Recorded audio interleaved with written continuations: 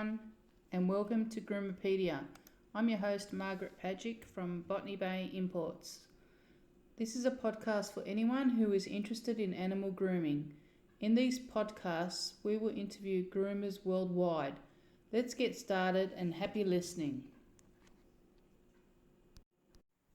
Today we have Lexie Minnett joining us.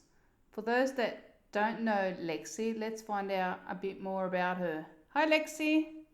Hi Margie, how are you? I'm well, how are you? Oh, I'm good. I'm excited. That's awesome. It was great to see you last week. I know, how good was that? It was how lucky were we to have a big event like that in these times, right? That's right. Okay, let's find out a bit about you. So, who are you, Lexie? Oh, I think the basic answer is I'm Lexie Minnett, an award-winning pet stylist from little old Perth in WA. But I'm not able to groom dogs right now because I have a chronic neurological condition that is currently kicking my butt. So I've had to leave work, and it's given me a lot of time to reflect on who I am right now without being a dog groomer. I've really had to process and grieve that because it was my identity for so long. So I think the real answer now, as I feel now, is I'm just a human and a life lover and a sometimes pet stylist when my health allows it. So because my illness is so heavily triggered by stress, I'm just trying to find a bit of stillness and balance in a life that was always so busy and has been really turned upside down by my health in the last 3 to 4 years. So I'm not solely a pet stylist anymore. I'm more identified as an artist and a creative. So like right now I'm working on making pretty things for groomers to wear and to decorate their salons with. And hopefully soon I can start teaching again. But I know that my heart is so rooted in this industry that I'll never leave it. I just have to find different pathways to explore within it. Yeah. And I saw some of your stuff last week. They look great. I even purchased some of your cards, which are very pretty. Thank you. I do love pretty things. Yes. Yeah. So that keeps me busy. Yeah. So hopefully everything goes well on the health side of things, and hopefully one day we'll see you back doing what you love. Thank you. Yeah, I really miss it. So yeah. So when you were younger, what did you want to be when you were a kid? When I was a kid, honestly, I wanted to be an archaeologist like Indiana Jones. I really wanted to be Indiana Jones. Yeah. I always loved the idea of like digging up treasure and ancient Egypt and all that, but I think like as I got older, I kind of realized that wasn't a very lucrative career move. and there's no way I could actually be Indiana Jones. So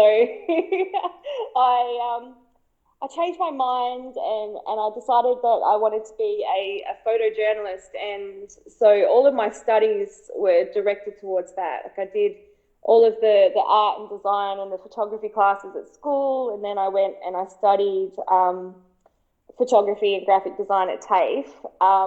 But then I really thought about it, and I realized that the true job description of being a photojournalist was a lot of danger and a lot of risk. I didn't want to go into a war zone and get blown up. So I changed my mind again. That's right. And I decided I wanted to be an art and design teacher at high school. So that's what I went off to study. That's why now you're doing all that creative stuff. Yes, yeah, putting all of these latent skills to good use. Yeah. Why did you become a groomer? Oh, so I actually never really wanted to be a groomer. But my teenage years were spent in my parents' pet store and their grooming business. My from the age of about 14, I was very involved in the pet industry, and I trained to be a groomer at this little night course at TAFE over here that they did for 2 to 3 hours a night once a week, and I went along just to keep my mum company at this night course. So I did that, and then the first ever dog I tried to groom just jumped out of the bathtub, and it was like hanging by the grooming loop off the side of the bath, and I was trying to save it, and it was slippery and soapy, and it was scared, and then the little thing bit me, and I was like, oh no, this is not for me. It's not for me. It's too much stress. So I went off to uni, and so I was studying a double degree in education and art and design, because I don't do anything by halves. So I was also running my parents' pet store full time at the same time as studying full time at uni, and my mum would attend all of the peer conferences, so like Groomex and Osgroom and that.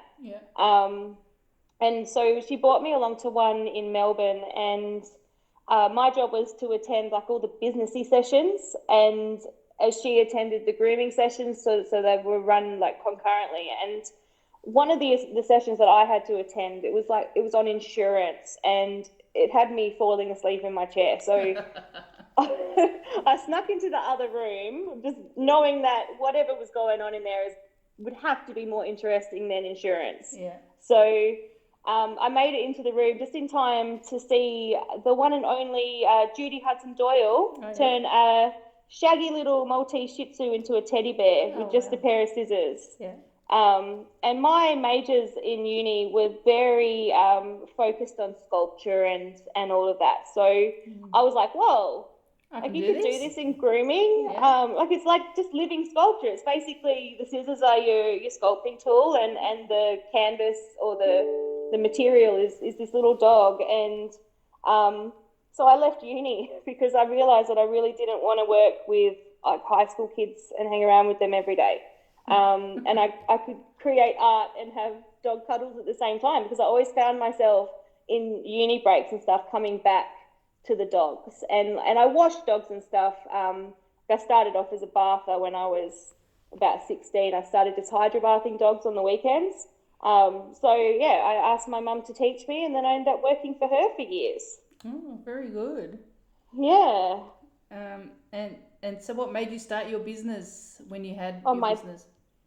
Do you know, that's a really cool question. And it was really cool to think about this, and really nice to like reflect back on my way and my journey, because I've had a trail of really awful life events. And it sort of, all of that compounded eventually led me to need to end my working relationship with my mother, because it ended up being quite toxic, and I felt quite trapped. And even though it was horrible, it was like really a necessary breaking point that I needed to reach to really follow my heart with how I wanted to work with these little creatures. And, you know, a huge motivating factor behind opening my business was like that I needed to pay my mortgage. But it was really just so much more than that, because like I'm an empath and I'm a huge lover of people, and I've never really understood the rhetoric in the grooming world that, you know, I work with dogs because I don't like people, because there's always a human at the end of the leash.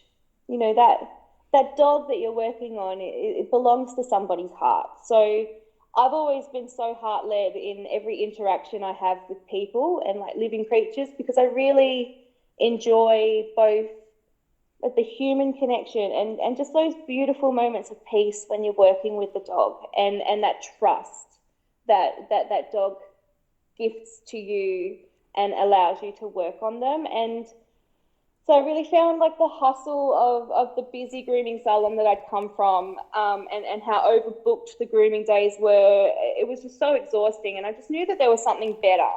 I didn't know what at that point, because I sort of was starting up my business to survive and pay the bills, but I just knew that I had this opportunity to create something that worked for me. And in the beginning of my career, so in maybe the first 3 to 4 years of my career, I was also in a very abusive, horrible, controlling, violent relationship with this man. And even though I hated the schedule and the structure of how I was required to work in this salon that I was working in, like I found so much joy and healing when I was at work. Like it made the hell that I was going through at home like more bearable, because I was able to just leave it all at the door and just focus on feel feel that dog. I call it my dog tank. Yeah. It's like it just talking to dogs and about dogs and talking to people. It just really created so much light inside me. And I would go home from work and I would try and tell him about my clients and how some of them, like, they felt like friends. And when you see somebody for 6 years, every 6 weeks, you know, sometimes you see those people more than you see your own friends. Yeah. And so you really do develop quite some lovely relationships with people. But I'll paraphrase, because he was so vile about it, but he was like, basically, don't be ridiculous. Like, these people only like you because you clean the poop off their dog's butts. Like, that's the only reason why they come to you. And so, like, that sentence that he said to me really did stick with me as a motivator through the years, because why can't I have genuine, authentic relationships with my human clients? Yeah. Like to serve their needs as well, like as well as cleaning any little doggo bottoms that need to be cleaned, because that's part of the job. That's right. And so you're serving the human, you're serving the dog, and I really love that. I love serving people. I love connecting with people. And I love giving dogs that patient and kind and like empathetic grooming experience, so that when they run into your door, they know that they can trust you. And that's really my why, was just to just create beautiful relationships with dogs and people. That's why I started my business.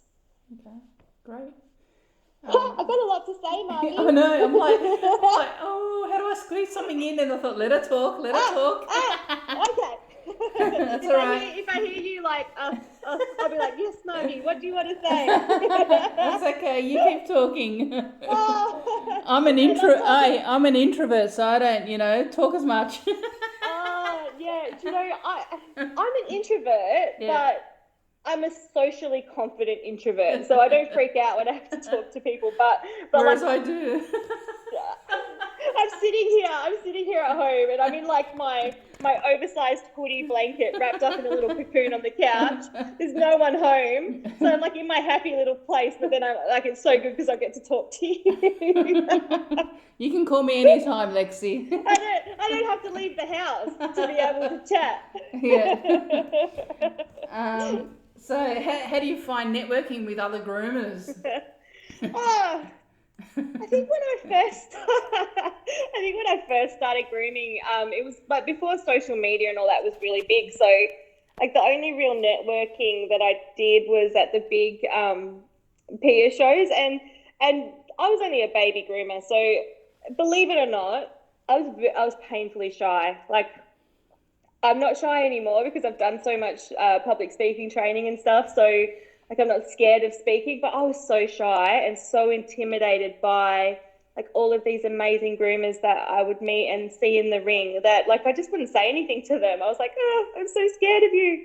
And so I would take photos of the grooms in the competition ring, and like people like Annette Whitlam and Mel Newman and Sharon Hall, like I just idolized them. And so I'd take these photos back and I would try and make like my salon dogs look like that. Yeah. But I think the networking aspect really came into play when I started competing in Perth. And like I really just love seeing all my fellow competitors in the ring and cheering for them, and then like also cheering for myself because I wanted to win. But just that camaraderie was really fun. And some of my most cherished like industry friends now are from my very early days in competing and like entering the industry, and even now they're still the first faces I look for when I go to any event. And like you, Margie, when I saw you at West Groom, I was like, oh yes, it feels like home, because you're a face that I've seen at every event pretty much that I've gone to. Yeah. So yeah, it just feels like home. That's it. So what made you attend the seminars? Did you attend them? That was never really like something that I actually had to decide to do because, like as I said at the beginning, my mum kind of attended them all, and so then she made me attend them, and then but then when I sort of went out onto my own, like I found that I got so charged up and like inspired by learning and like attending seminars and coming back to work with like these new little magic tricks in my brain to try on the dogs and stuff. And like I've been working with dogs since I was 14, and I still learn something new from every seminar or class I attend. Like, and there's just something very magical about fellow groomers sharing knowledge, and I feel very blessed as well when I'm able to share my knowledge as well, because I love teaching people. And I don't know, Margie, if you think about like all of the advancements in our industry over even the last 10 years, like it's really exciting to live in a time where there's just so much knowledge that is so accessible to us now. That's right. You can find anything online. Exactly. And you know, groomers like me who started so long ago, like there wasn't anything like there is now. So it's super exciting for I call them baby groomers, like coming up now to be able to like just knowledge is just a click away, and we know so much more now because we have that collective knowledge base now, that so we just know so much more about dogs and products and their skin and just better and kinder grooming practices. So I just think that seminars are just so valuable, and there's always going to be a place for them, like in the industry. Education's the key, I suppose. Sure is, and you never stop learning. No. I always think that if I ever said I know everything, then I would just leave, because there wouldn't be any point anymore. Yeah, that's right. Yeah. So what about your first experience in the grooming ring? The first experience in the grooming ring. Oh my God, I was so clueless. Like I think it was maybe 2014. I know it was a Perth Royal Show one, and I groomed this beautiful little Labradoodle called Milo, and I just loved that dog. He came in every 2 weeks, and when I found out about the competition, I was like, who could I groom? And Milo was the only dog that I knew had enough hair, and he came regularly enough, and I really loved him, and I really loved his owner. But I didn't even know I didn't even know the word confirmation. I didn't know anything about it. I'd seen all these competitions, but I didn't know exactly what they were doing. So I didn't even know how to fluff dry a dog. So I turned up and I entered and I completely winged it. And like really my only goal was to look around when I had finished grooming him and to do a good enough job to say, hey, I belong here. And like I can stand next to people I really admire and just not like embarrass myself. Yeah. So and then when I was looking around and we were like being judged and waiting for the placements, I kind of like a little bit of me dared to dream about like a 3rd place ribbon. And I was like, well, I'm not really good enough for anything higher, but a girl can dream, right? That's like right. a 3rd place ribbon would be really lovely. And 3rd place was called and it wasn't me. So I was like, oh, well, you know, I tried. And I sort of zoned out a bit and the 2nd place was called and there was silence. And then I was like, wait, what happened? And then it was called again and it was me. And I honestly was so excited I nearly peed myself. Oh, wow, that's good. Like I was like, oh my God. And like to this day, that red ribbon is just my favorite ribbon because it was just that first validation that I got that I could do a good job. Good job, yeah. And and then I haven't stopped. Like, even at West Groom, I was like, oh, I really want to compete. I know I'm not allowed to, but I love it so much because it's like when do you get that full 2 hours to just focus on giving a dog that you love the best haircut that you can give them? It's such a rare opportunity. And then you can get some really awesome critiques and there's some fantastic judges here in Australia, so we're very lucky in that respect. I remember last week you wanted to find a Bichon. Yeah. They told me that there was no purebred scissor entered, and I was like, you would have won that, and you would have won that. We can't have that. And then we can't have that. Gee.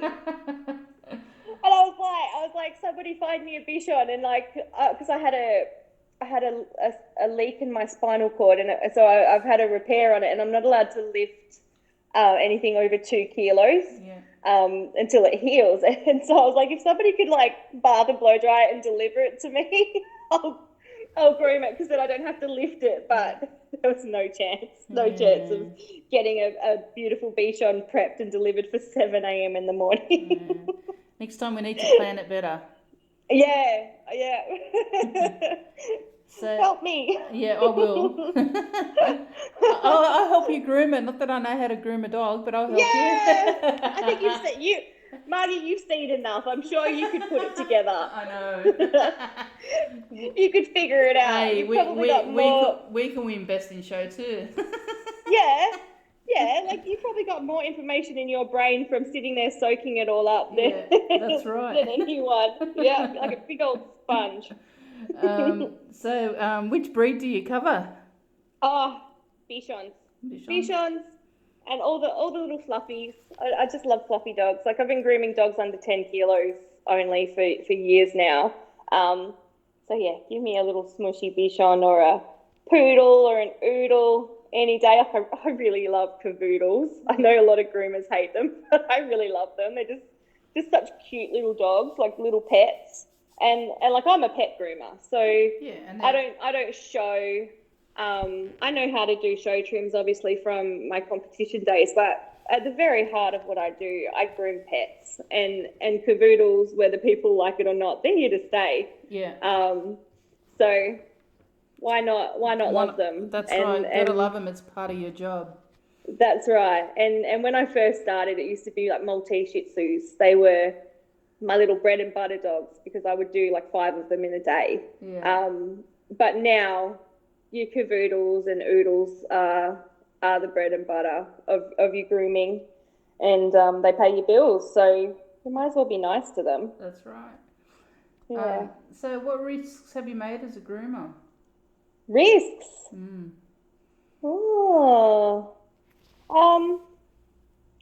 I think like because I've had to close my business down so many times. So every time I do that, that's a risk.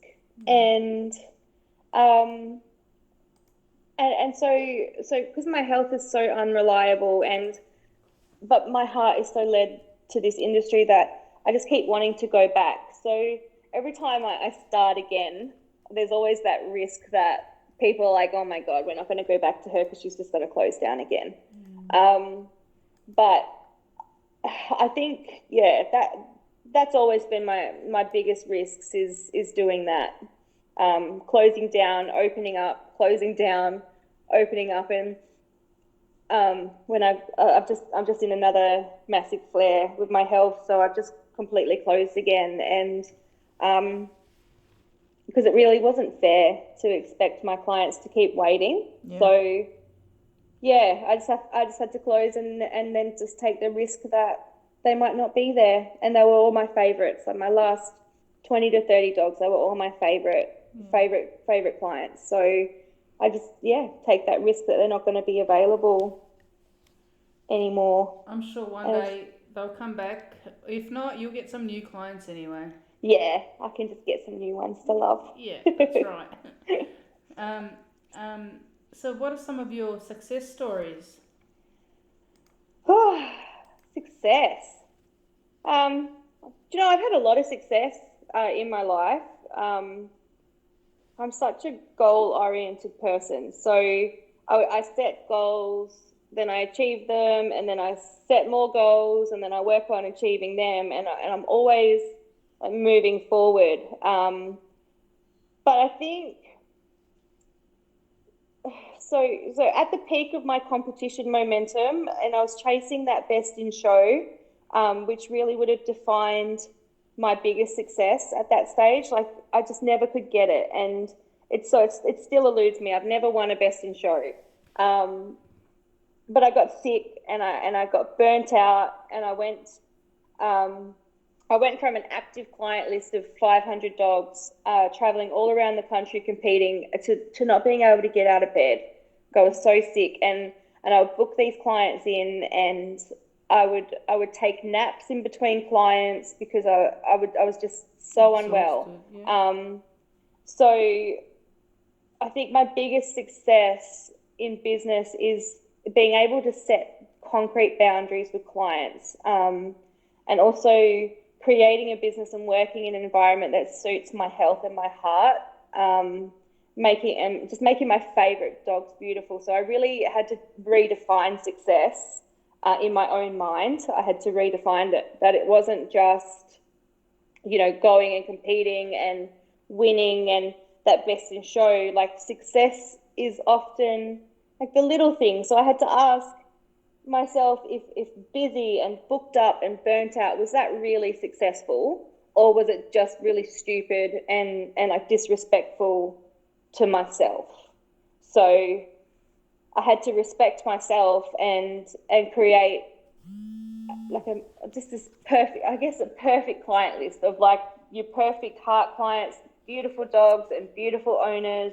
All of them, they valued regular grooming, so I never had to nag or push them to book their dogs in regularly. Like, they were all booked in once a month, every month, for the whole year. And they paid premium prices because I decided like that if I was going to go back to work, I was going to charge what I was worth. And I wish so many groomers would do that, because we are worth so much more. Yeah. And so I was doing half the amount of work that I used to do, but for the same amount of money, because I basically doubled my prices. Yeah. And like my boundaries and my like terms of service, they were so strict that I only had the most amazing clients. And on my well days, I loved it so much. And I knew that if I kept going, I could build it back to full time, because I had such a clear vision on how and why I wanted to work.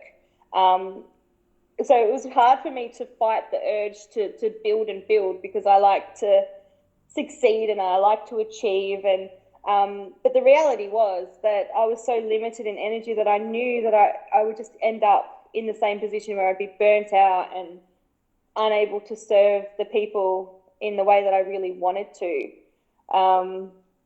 So yeah, success, I think it's just so subjective, and I really urge people who ask me for advice, like, to not compare themselves to other groomers, and to make their own business authentically theirs. So like, it's fine to be inspired by other people, but don't compare yourself to other people, because you never know the true story behind the scenes. Like, if you saw my social media, I was at my sickest, but I was posting beautiful photos of dogs and beautiful grooms, and people were talking about me in the breed pages saying how awesome I was. But the reality was, like, I was really struggling. So you've got to follow your own path, because social media is shiny and not the true story. And I think happiness is really the biggest success that you can have. Yeah, I agree, Lexie. Yeah. Who's your worldwide mentor? How lucky are we, like, to have an industry where, like, we can meet groomers from all over the world? Like, that's so exciting. But I have so many grooming friends, like, in so many countries, but there's just some people that you really connect with. And Isabella Jane Douglas Jones, I'd followed her on social media, and I just idolized her. And I went over to I can't remember if it was a Groomex or an Osgroom or something, where she was speaking in Melbourne, and I went there solely. Yeah. Was it an Osgroom? Yeah. Yeah, and I just remember that I went there to just solely watch her and meet her and compete under her to get a critique. And we ended up sitting next to each other at the social night, and we had such a fun time, and we connected so well, and we probably drank a bit too much and just a bit too much. Like I remember I went to her seminar the next day and I was so green. Oh, how she got up and presented, I do not know. But I was just watching and I was green, and I just knew, like at that moment, that I just made a lifelong friend out of somebody like who I'd idolized. But yeah, she's one of my most favorite people on the planet, and her scissor work is just so pristine, and she's always been my inspiration. So I'm very blessed to call her my friend. So I guess if Isabella ever listens to this, I love her and I just miss her, and I just wish the world wasn't so big right now, because Spain is so far away in this COVID world. And yeah, she's the one that really stands out as like a worldwide mentor. Yeah. Isabella, if you're listening to this, hopefully we see you down under again. Please come back. Our spare room's all set up. That's it. So any tips for any beginner groomers who are starting out? I think my entire podcast, my entire answers to the questions beginner groomers could take tips from. Like really that most important one is just don't compare yourself to anyone else. Yeah. Walk your own path, play your own game, and just do what lights you up. And maybe I think probably when I scroll through the groomers pages and stuff, because I'm not super active on them anymore, but education, I think, is my biggest bit of advice. If you don't know what you're doing, learn how to do it, or ask for help. And there's so many people that will give it to you, or go and find somebody you admire and ask to go and wash dogs for them for a couple of days, in exchange for picking their brain. And sometimes you have to humble yourself a little bit to get the knowledge, but there's always information out there for you if you look for it. So learn, and also charge your worth, because putting your prices up is really hard if you start really low. So charge per dog what you want to end up making, and then work on your speed so that you end up making that money when you're more experienced. But you can't put a groom price up from like $60 up to $90. It's really hard to get there. I've got a bit of a tip.